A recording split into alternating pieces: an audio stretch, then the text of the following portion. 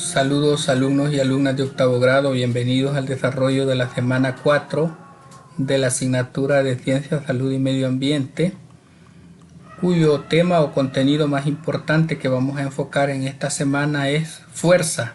La unidad 3 se llama la naturaleza y el efecto de las fuerzas y el tema principal es fuerza. Vamos a leer un poco sobre este tema. El concepto de fuerza desde el punto de vista físico se fue diseñando a través del tiempo. Uno de los primeros intentos por explicar este concepto del que se tiene registro fue gracias al sabio Aristóteles, quien consideraba que las cosas tienden por naturaleza a cierta posición preferida. Por ejemplo, cuando una piedra cae, por naturaleza tenderá al suelo. Vamos a ver dentro de este tema algunos aspectos bien particulares como son las fuerzas de acción a distancia de contacto. Para iniciar comenzaremos definiendo la fuerza, toda causa que puede tener como efecto bien cambios en el estado de movimiento de un cuerpo o bien una deformación en él. Su unidad en el sistema internacional es el Newton. En el lenguaje de la física, las fuerzas no cambian, sino que ejercen o aplican. En otras palabras, una fuerza es una acción capaz de modificar el reposo, ya sea el movimiento o la forma de un objeto. Por lo general, para que exista una fuerza deben existir dos cuerpos interactuando, aunque no es necesario que se toquen entre sí. Existen diversos tipos de fuerzas que se clasifican a partir de dos criterios. Las fuerzas fundamentales están dentro de las fuerzas fundamentales la fuerza gravitatoria, la fuerza electromagnética, la fuerza nuclear. Y en este apartado nos enfocaremos en la segunda clasificación. Estamos hablando de el criterio por contacto. Dentro del criterio por contacto están las fuerzas de contacto que se da cuando existe contacto para ejercerla. Por ejemplo, cuando golpeamos un clavo con un martillo para clavarlo en la pared o cuando empujas un objeto. Y la fuerza a distancia, que no es necesario el contacto, por ejemplo, como la fuerza de atracción entre la Tierra y la Luna o las fuerzas entre imanes. Veamos las magnitudes escalares y vectoriales. Las magnitudes escalares las describimos con un valor y una unidad. Ejemplos de escalares son la temperatura, el tiempo, la masa, entre otras. Y las magnitudes vectoriales se describen utilizando un valor, una unidad y una dirección. Poseen una orientación en el espacio, se representan con una flecha y la simbolizamos mediante letras mayúsculas o minúsculas, ya sea con una flecha sobre la letra o en negrita. Todo vector tiene los siguientes elementos: módulo, dirección, sentido y punto de aplicación.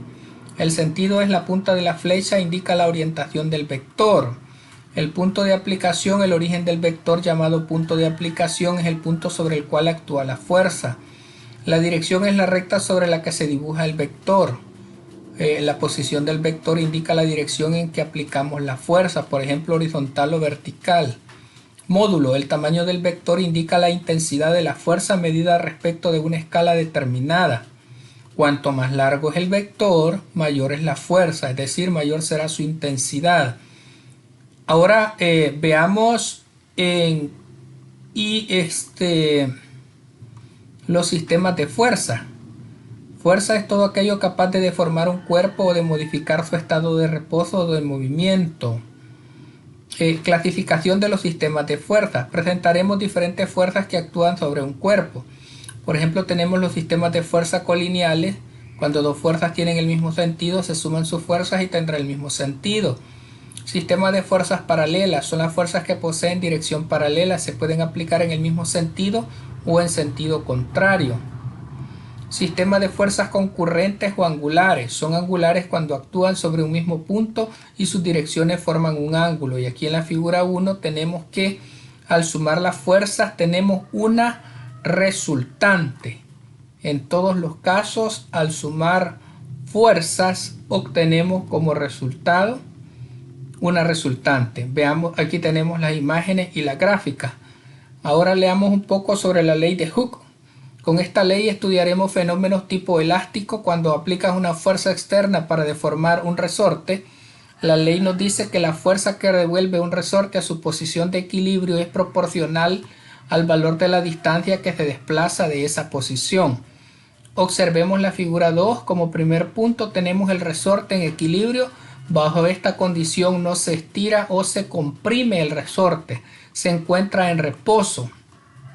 Y aquí tenemos en la figura 2 que al aplicar una fuerza en el muelle de la figura A, este se alarga. En el caso de B, la deformación que se produce, X menos X0, es directamente proporcional a la fuerza que le aplicamos. ¿De acuerdo? Eso es lo que nos ejemplifica el esquema que estamos viendo en este momento.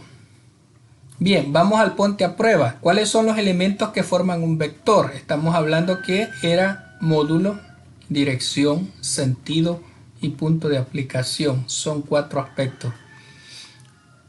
Los 2 criterios para clasificar fuerzas son fuerzas fundamentales y criterio por contacto. Pregunta 3. Si con tu mejor amigo aplicas una fuerza en la misma dirección y sentido, sucede lo siguiente: las fuerzas se suman. Pregunta 4. Los sistemas de fuerzas se clasifican en sistemas de fuerzas colineales, sistemas de fuerzas paralelas y sistemas de fuerzas concurrentes o angulares. Y la pregunta 5. Son ejemplos de fuerzas a distancia. Estamos hablando de la fuerza de gravedad y la fuerza electromagnética. Luego vamos a las tareas de la semana. Probemos las fuerzas con un globo.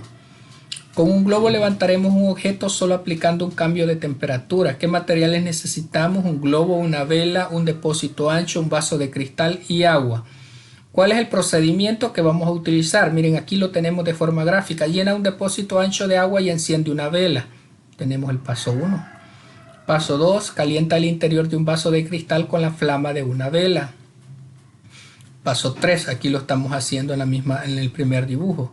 Paso 3. Coloca el vaso en el extremo opuesto al nudo del globo, taparlo con el globo. Es lo que vemos acá. Introduce el vaso en el depósito con agua durante unos segundos. El vaso tapado con el globo lo mantiene sobre el agua unos segundos. Es lo que vemos en la tercera imagen. Y en el 5 dice, ahora retira el globo sin agarrar el vaso.